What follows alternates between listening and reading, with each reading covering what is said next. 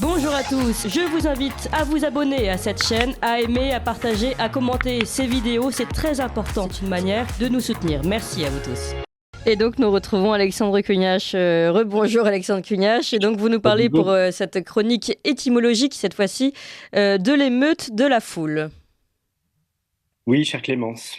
Notre cher président n'aura décidément pas une. Lui pour qui la foule ne saurait trouver de légitimité face au peuple, seulement souverain par ses représentants. Alors il est tout de même piquant que lui, qui ne connaît manifestement pas le sens du mot de souveraineté, puisque ne sachant l'utiliser qu'à coller à l'adjectif européen, fasse des leçons de choses sur ce propos-là. C'est oublier un peu vite que les 10 représentants ne sont que les délégués du souverain, le peuple donc, qu'ils ne sont que des mandataires, des commis, des ministres, des serviteurs en somme. Et le maître reste toujours supérieur au serviteur, quand bien même celui-ci serait délégué pour le service de son patron. C'est aussi oublier rapidement que la foule nous vient du verbe fouler, soit presser. La foule est donc une multitude de personnes qui se pressent, et par extension, la majorité du peuple.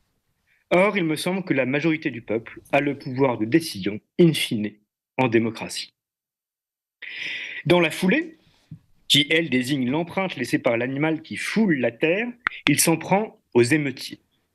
Et ce qui est intéressant, c'est que l'émeute n'est autre que l'ancien participe passé du verbe émouvoir. L'émeute, c'est d'abord une émotion. Et cette émotion, nous la connaissons, c'est la colère. Et je vous rappelle qu'il y a de saintes et saines colères.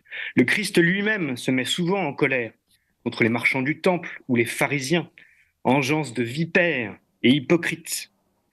Ces pharisiens que nous fréquentons tous les jours, ceux qui prétendent respecter et faire respecter la loi, alors qu'ils en bafouent systématiquement les principes. Un juriste opposerait l'esprit de la loi et sa lettre. Mais rien ne sert de respecter la lettre si l'esprit disparaît. Encore une fois, Macron ne connaît pas la nuance des mots puisqu'il ne comprend pas la différence entre légitimité et légalité. Alors certes, la foule non plus n'est pas légitime à imposer sa vision, mais la majorité, si, surtout si elle est portée par une saine colère contre les corrompus. Et rappelez-vous Chateaubriand, qui écrivait « De cette barrière, on découvre Paris, j'aperçus le drapeau tricolore flottant, je jugeais qu'il ne s'agissait pas d'une émeute, mais d'une révolution. Que la foule, foulée aux pieds, se découvre peuple et l'émeute se mue en révolution.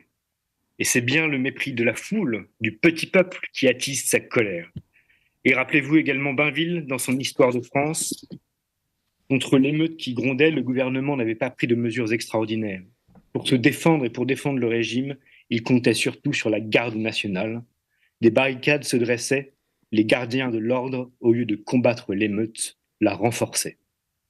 Et ça a fini par la révolution de 1848. Et oui, le tonfa n'est pas une réponse politique, et je redirai cette phrase de Napoléon, que j'ai déjà souvent citée, on peut tout faire avec des baïonnettes, sauf s'asseoir dessus.